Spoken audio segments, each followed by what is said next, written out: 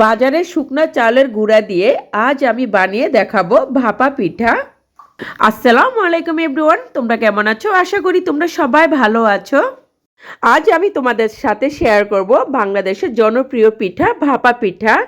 এই পিঠাটা আমি রাইস কুকারে ও চুলায় বানিয়ে দেখাবো। বাজারে যে শুকনা চালের গুঁড়াটা পাওয়া যায় আমি সেই চালের গুঁড়াটা নিয়েছি। এখানে আমি 4 কাপ আতপ চালের গুঁড়া নিয়েছি। এর মধ্যে আমি দিয়ে দিচ্ছি হাফ চা চামচ লবণ। লবণ দিয়ে ভালোভাবে মিক্স করে নিব। এইবার আমি কুসুম পানি দিয়ে অল্প অল্প করে দিব আর মেখে নিব।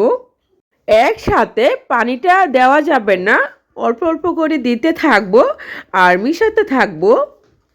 আর ভিজা চালের গুঁড়াটা দিয়েও তোমরা পিঠাটা বানিয়ে নিতে পারবে। আর শুকনো চালের গুঁড়াটার জন্য পানিটা একটু বেশি দিতে হবে। ভিজা চালের গুঁড়াটার জন্য পানির পরিমাণটা কম দিতে হবে। চালের গুঁড়াটা মিশানোর জন্য পানির পরিমাণটা খুবই ইম্পর্টেন্ট। পানির পরিমাণটা যদি একটু কম হয় পিঠাটা ভেঙে যাবে। তোমরা একটু খেয়াল করে দেখতে পারবে আমি চালের গুঁড়াটা পানি দিয়ে কিভাবে মিশিয়ে নিয়েছি।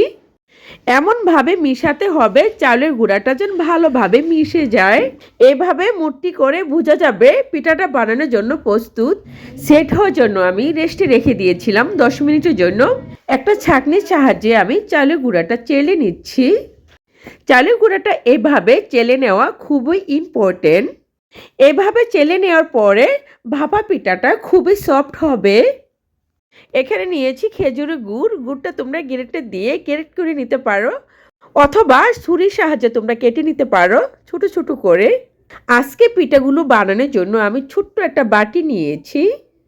বাজারে ভাপা পিঠা বানানোর জন্য বিভিন্ন ধরনের সাজ পেয়ে যাবে আর তোমরা চাইলে সাজগুলো কিনে পিঠা বানাতে পারবে।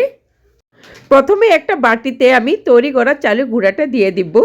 অর্ধেকটা পরিমাণ আমি চালের গুঁড়াটা দিয়ে দিচ্ছি। হাতের সাহায্যে হালকাভাবে একটু চেপে দিচ্ছি, বেশি চেপে দেওয়া যাবে না। এরপরে দিয়ে দিচ্ছি একটু খেজুরের গুড়, আর তোমরা চাইলে গুড়ের পরিমাণটা বেশি দিতে পারো। এরপরে দিয়ে দিচ্ছি আমি নারকেল কোড়ানো। ভাপা পিঠার মধ্যে বেশি রকম করে গুড় আর নারকেল দিলে বেশ ভালো লাগে।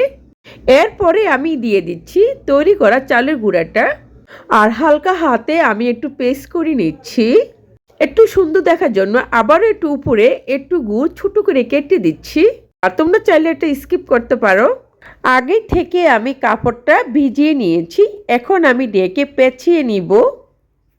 পিঠাগুলো বাপিয়ে নেওয়ার জন্য আমি রাইস কুকারে স্টিমারটা নিয়েছি, যেহেতু আমি রাইস কুকারে বানাবো। আর প্রথমে আমি একটা দিয়ে দিচ্ছি আর আমি আরেকটা দিয়ে দিব। আর তোমাদের আমি আরেকটা বানিয়ে দেখাচ্ছি। এই স্টিমারটার ভিতরে তোমরা 4টে একসাথে বানিয়ে নিতে পারবে আর আমি 2টা করে দিলাম। আগে পানিটা আমি ভালোভাবে ফুটিয়ে নিয়েছি। তারপরে স্টিমারটা আমি বসিয়ে 10 মিনিটের জন্য ঢেকে রেখে দিব। আর মাত্র 10 মিনিট লাগে ভাপা পিঠাটা বানানোর জন্য। এখন খুলে দেখব ভাপা পিঠাটা হয়েছে কিনা। আমি এখন একটা করে তুলে নিব। পিঠার গায়ে একটু চেপে দেখলাম পিঠাটা অলমোস্ট হয়ে গেছে। এভাবে আমি আরেকটা পিঠা তুলে নিব। এখন তোমাদের আমি বানিয়ে দেখাবো চুলায়। যতবার তোমরা পিঠাটা বানাতে যাবে ততবারেই কাপড়টা ভিজিয়ে নিতে হবে। আর এই কাজটি অবশ্যই করতে হবে। প্রথমে আমি পানি গরম করে নিয়েছি আর 1500 হিটে তাপমাত্রাটা দিয়ে দিচ্ছি।